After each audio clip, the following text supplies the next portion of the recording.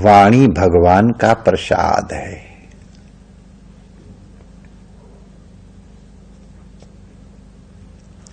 जो हमारे यहां परिगणित हैं उन 84 लाख योनियों में केवल मनुष्य ही तो है जो इस प्रकार वाणी का प्रयोग कर सकता है। अर्थ करी वाणी का प्रयोग कर सकता है। अन्य जीव हैं वो ध्वनि का प्रयोग तो करते हैं, सांकेतिक चिन्हों का प्रयोग तो करते हैं, लेकिन वाणी का प्रयोग, सार्थक वाणी का प्रयोग, अलंकृत वाणी का प्रयोग, भावपूर्ण वाणी का प्रयोग, हितकर वाणी का प्रयोग, मितकर वाणी का प्रयोग,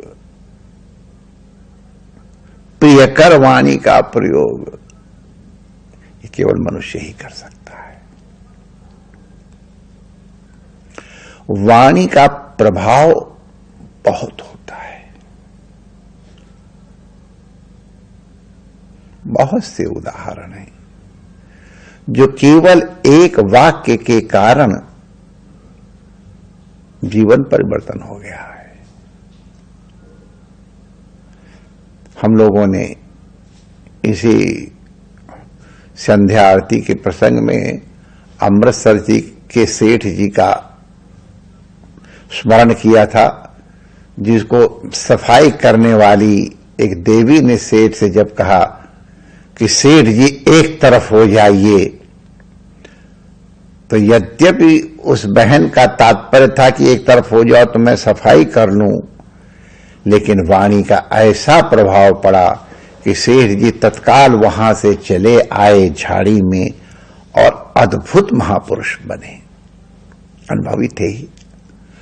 तो वाणी का जीवन को सर्वथा परिवर्तन कर देने का प्रभाव है। हम बद्रीनाथ गए थे तो नाले में पानी वर्षा का आ गया, गाड़ी आगे बढ़ाना मुश्किल था, लेकिन हमारे सरदार जी ड्राइवर थे, उनका नाम था शेर सिंह। तो मैंने उनसे कहा, वो शेर सिंह अकलिया सिख 1.25 लाख के बराबर होता है, क्या डर रहा है गीदड़ सिंह की तरह, चल निकाल ले। ओ शेर सिंह पहले कोई गीदड़ सिंह था ऐसा नहीं है, शेर सिंह ही था।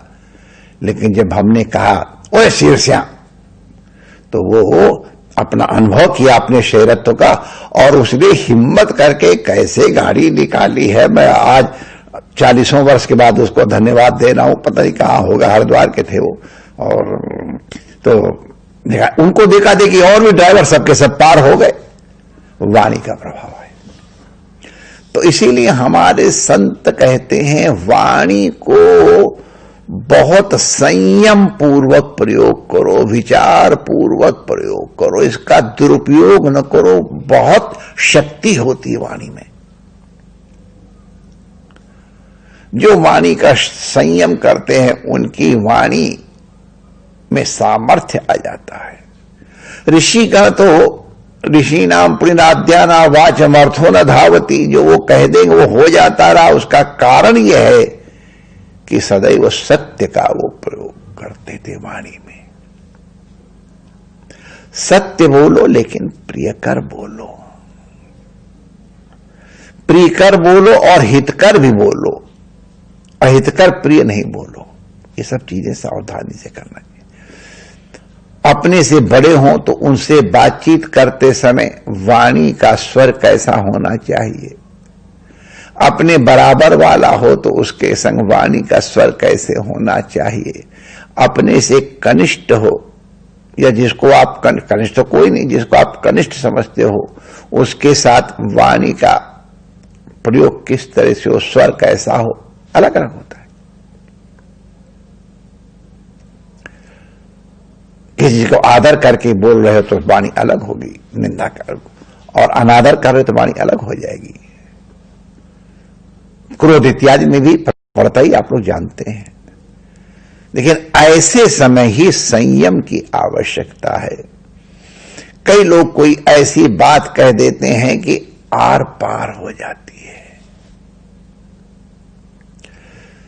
एक बार हमको किसी मां ने कहा था, जब भ्रमण करते थे, महाराज जी तलवार का घाव भर जाता है, वाणी का घाव भरता नहीं है, रिश्ता रहता है जिंदगी भर। तो मैंने कहा मैया जो समझदार होगा, ज्ञानी होगा, उसका रिश्ता हुआ घाव विचार से ठीक हो जाएगा। अब बेचारी गांव वाली क्या समझी, हमको मालूम, हमने कहा हमको तो अपना कही देना था। रिश्ते वाले घाव का एकमात्र उपाय विचार है, विवेक, और कोई नहीं है। क्षमा सबसे बड़ी बात।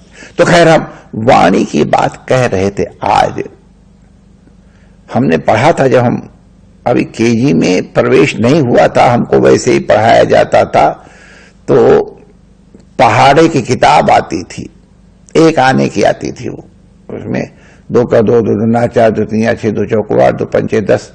बाद में जब हम कौन में पढ़े तो 2 1 2 2 2 4 2 3 6 ऐसे पढ़े थे, लेकिन पहले वही पढ़े थे। तो उसमें कुछ दोहे लिखे हुए थे, 2 से लेके 10 तक पहाड़ा है, और नीचे 3 से लेकर के 30 तक है। तो उसमें बीच में जगह में दोहे लिखे होते थे। तो उसका एक दोहा है, कई दोहे हमको अब तक है, वो तो लगभग सभी याद है हमको। तो इसका, ऐसी वाणी बोलिए मन का आपा खोए, औरन को शीतल करे आपो शीतल होए। हमारे माता गुरुदेव भगवान ने ही बताया था, या उसी समय घटना है। एक बार एक प्रज्ञा चक्षु महात्मा किस जंगल में कहीं बैठ करके और भजन कर रहे थे। प्रज्ञा चक्षु, उनके नेत्र नहीं थे, तो वो जिनकी आंख नहीं होती उनके कान बहुत तेज हो जाते हैं, वो पदचाप से पहचान लेते कौन आया। हमारे गुरु भाई थे पूज्य साधुराम शास्त्री जी महाराज, वो तो खांसने तो हमारे बाबा साहब पहचान लेते हैं कि कौन खांस रहा है, पठानकोट वाले। इन लोगों को कुछ स्पेशल क्वालिटी। तो प्रज्ञा चक्षुओं को पदचाप पता चल जाता कौन बोल रहा है, कौन खांस रहा है, कैसे कोई चल रहा है, उसका भाव क्या है। तो महात्मा बैठे भजन कर रहे थे, आनंद ले रहे थे अपने स्वरूप का। तो आदमी आता है, ए बाबा जी, यहां से कुछ लोग गए क्या, अब जाते देखा आपने? तो उसने कहा, हाँ सिपाही जी, अभी कुछ देर पहले यहां से तरीका चोर गए हैं। उनका संदिग्ध आचरण वाले कुछ लोग इधर से निकल करके गए हैं, इसी तरफ गए हैं। तो सिपाही उनके पीछे चल दिया। थोड़ी देर बाद आया, ए बाबा, इधर से कोई गए हैं क्या? जय श्री कृष्ण, कोई गए हैं? तो प्रज्ञा चक्षु ने कहा कि हां दरोगा साहब, इधर से पहले कुछ संदिग्ध चरित्र वाले पुरुष गए हैं, फिर आपके सिपाही साहब आए हैं, वो गए हैं, और दरोगा साहब आप आए हैं, इधर गए वो लोग। तो दरोगा साहब उस दिशा में गए। थोड़ी देर बाद एक और व्यक्ति आए, उनका, बाबा जी आपसे प्रार्थना है, आप बता दें कि इधर से कुछ लोग गए तो नहीं, मैं ढूंढ रहा हूं। तो उन्होंने कहा, मंत्री महोदय, कुछ देर पहले यहां से संदिग्ध आचरण वाले लोग गुजरे थे, उसके बाद आपके सिपाही जी आए थे, वो भी इधर ही गए हैं, फिर आपके दरोगा साहब आए थे, दरोगा साहब भी इधर ही गए हैं, अब आप आए मंत्री जी, तो मंत्री जी उधर चले गए। थोड़ी देर बाद एक और आदमी, उसकी वाणी से ही कुछ गरिमा लग गई, तो उधर के, बाबा जी मैं आपके चरणों में प्रणाम करता हूं, हम थोड़ा कुछ आपको विघ्न करना चाहिए। बोलो बोलो वत्स, इधर से कुछ लोग गए तो नहीं है, हमको उनको बारे में जानकारी लेनी है। तो संत ने कहा, राजा साहब थोड़ी देर पहले कुछ संदिग्ध चरित्र वाले लोग इधर से गुजरे थे। उसके थोड़ी देर बाद आपके सिपाही साहब आए थे। सिपाही साहब बाद दरोगा जी गए। दरोगा जी के जाने के बाद आपके मंत्री महोदय आए थे, वो भी पूछे, वो उधर ही गए हैं। अब महाराजा आप पधारे हैं? हाँ, वो लोग इधर गए हैं। तो राजा साहब भी गए और राजा साहब वहां गए, फिर सब लोग मिल गए। उन लोगों ने आपस में निर्णय किया, ये तो प्रज्ञाचक्षु दिखाई पड़ते हैं, माने तो कठिन भाषा में कहते अंधे हैं। हम लोग प्रज्ञाचक्षु कहते हैं। तो प्रज्ञाचक्षु माने बल्कि ये नहीं कि अंदर के ज्ञान के चक्षु खुले, वो प्रज्ञा। तो कहा ये बाबा जी तो प्रज्ञाचक्षु हैं। तो कभी एक चुटकुला हमने सुना था, वो एक अंधा कह रहा था, ए छतरी वाले बाबूजी कुछ अंधे को भी दे जाओ। और छतरी वाले बाबू जी को बुला रहा है और अंधा अपने आप कह रहा है, तो ये तो बदतो भी आघात हो गया। जैसे हमारे कहते हैं मेरे मुंह जीभ ही नहीं, मैं क्या करूं? अरे जीभ ने बोल कैसे रहे हो? तो ये तो प्रज्ञाचक्षु तो हैं। इन्होंने ये कैसे पहचान लिया कि ये सिपाही है, ये दरोगा है, ये मंत्री है, ये राजा है? तो पता नहीं कि परिचय दिया नहीं, और वो हैं अंधे, ये तो ठीक ही बात है, उसको दिख नहीं रहा है। तो बड़ी जिज्ञासा को पता कैसे चल गया, माने अंग्रेजी में कहें डिस्क्रिमिनेट कैसे कर लिया केवल सुन करके। तो सब आ करके प्रणाम करके बैठे। आओ आओ, स्वागत है आप लोगों का, आओ आओ राजा साहब, मंत्री जी, दरोगा साहब, सिपाही जी, आओ बैठो, कोई पानी वानी पियो। नहीं कर महाराज, हम पानी वानी तो पिएंगे, आपको बाधा नहीं करेंगे, आपके दर्शन मिल गए ही भाग्य। लेकिन एक जिज्ञासा है प्रभु, हमको आप अन्यथा मत लेना, हमको आपके पर किसी तरह संदेह नहीं है, जिज्ञासा है। हमको निश्चित रूप से मालूम है कि आप प्रज्ञाचक्षु हैं, माने नकली नहीं बने, हमको मालूम है, आप अन्यथा ना समझे। लेकिन प्रज्ञाचक्षु होते हुए भी आपने ठीक ठीक ये कैसे बता दिया कि ये दरोगा है, ये सिपाही है, ये मंत्री है, और अपने दास को भी आपने ठीक से पहचान लिया? तो संत ने कहा उन प्रज्ञाचक्षु को, राजन, आदमी अपनी वाणी से अपनी औकात बता देता है।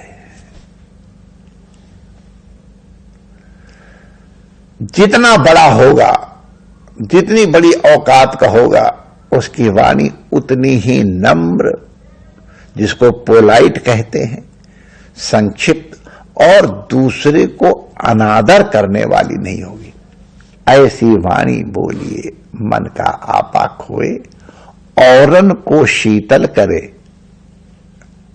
आपो शीतल होए।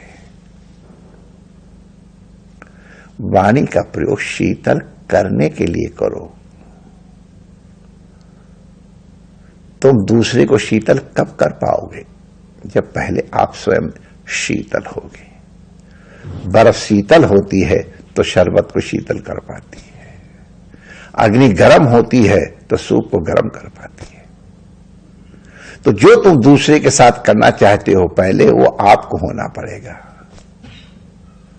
अगर किसी को तुम जलाना चाहते हो तो पहले तुमको स्वयं जलना पड़ेगा। बिना स्वयं जले हुए दूसरे को जला नहीं सकते हो।